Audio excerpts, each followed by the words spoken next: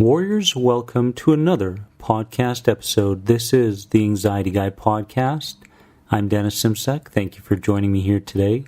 This podcast episode is brought to you by the number one anxiety recovery programs you'll find online. Head over to theanxietyguy.com today and learn more about these powerful, life-altering programs that will get you on the path towards healing starting today at theanxietyguy.com. And friends, I wanted to go into a feeling that plagues a lot of anxiety sufferers, and I really was no exception. I'm talking about chronic fatigue, and often called chronic fatigue syndrome.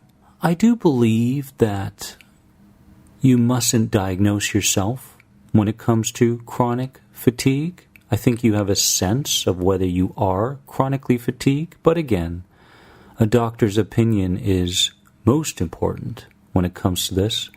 Today, I want to discuss some of the feelings, some of the causes, and some of the things that worked for me when I look back on how I healed my chronic fatigue, because I couldn't do much. I really couldn't do much. My body didn't allow me to do much. My mind and emotions didn't allow me to do much. I'm going to go deep into this so that we understand some of the roots of chronic fatigue. But when it comes to the feelings, a lot of people ask me, what does it feel like to be chronically fatigued? The most prevalent symptom that comes to my mind is a feeling of being electrocuted. When it comes to anxiety symptoms, often people talk about the body zaps. They get these zaps in their bodies. This is a feeling of, yes, it's kind of like being tired but wired, but it feels like your entire body is being zapped constantly. So it's a feeling of being electrocuted, at least for me it was. I remember experiencing a lot of twitching, muscle twitching. I experienced brain fog, mental lethargy, chronic nervousness, and much more. You know, ask a chronically fatigued person what they're feeling and what their symptoms are, and it may change from one person to the next. Now, the biggest reason for why I believe chronic fatigue is a part of a person's life really comes down to the dial of life. And when you think about this dial, the dial has been turned up for far too long, meaning the sense of overwhelm has been there for far too long.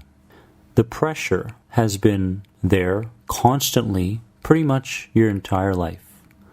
The stress, the expectations, the perfectionism, the fear of responsibility, the need to avoid mistakes, the list goes on. As you can see, all of this comes down to added pressure, which means that the dial of life has been turned up for far too long. And the body is always looking to balance itself. We know that now. It's looking to balance itself. However, if a person has been knocked out of balance for far too long, the system, the entire organism, will associate hypersensitivity with its new balanced marker. Let's say that 1 out of 10 is inner peace, right? Real, genuine inner peace. And 10 is full-on anxiety. If you've been living between a 7 and a 10 for the majority of your life, then that will be the new marker. That will be the area in which the organism believes is the middle point. So it will continually look to bring you to a 7 to 10 because that's a very familiar place to be for the system. Once you get down to a 6, 5, and 4, it's so unfamiliar that the body, in fact, starts to react in very threatened ways. That's why you see a lot of people who say that meditation tends to bring on heart palpitations. Or there's a sense of doom and gloom when they start to relax. Their symptoms get worse the moment they present a lower number to the system. This is all very, very normal. It is worth considering, however, what goals you are achieving by staying in a state of chronic fatigue. Now, this is going to take some brutal honesty, because often we like to place reasons, external reasons for why we feel what we feel internally. But what I'm suggesting is, what if the chronic fatigue is looking to fulfill a goal on a daily basis? What if it's looking to fulfill a goal on a daily basis? What if there's a fear of facing people, and the chronic fatigue is there to keep you in your comfort zone so you don't face people? What if the chronic fatigue is there because the organism is afraid that you're going to take a chance on a new business venture? What if the chronic fatigue is there because it's afraid that you're going to speak up for what you believe in, and if you speak up for what you believe in, other people will disagree with you, which will lead to conflict, which is something that you experience far too often in your life when you were a child. Therefore, your system doesn't want to go there anymore.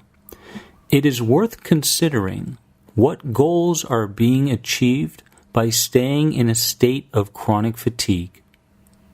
This was brand new to me.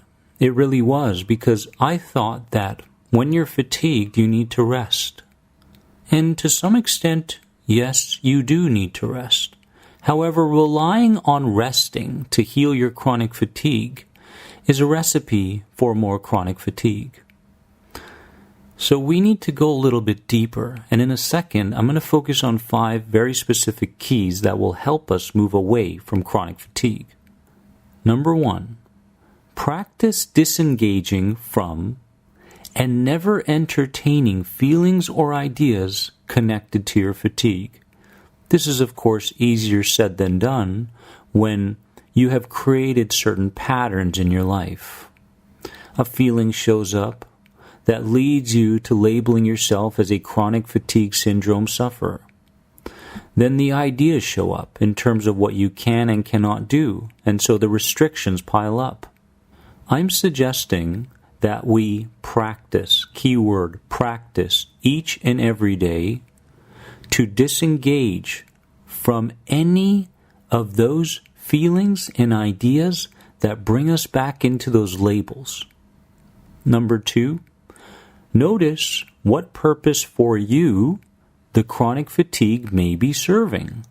We mentioned a couple of examples earlier, and it's worth going into this because you're going to notice that when you go into this, something may speak to you loudly. There may be a connection there between why your chronic fatigue is in fact there on a daily basis and the very thing you're most afraid of in the external world.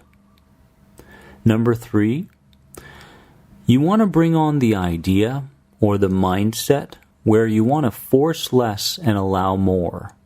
Okay, this means less fighting, less striving, these sorts of ideas.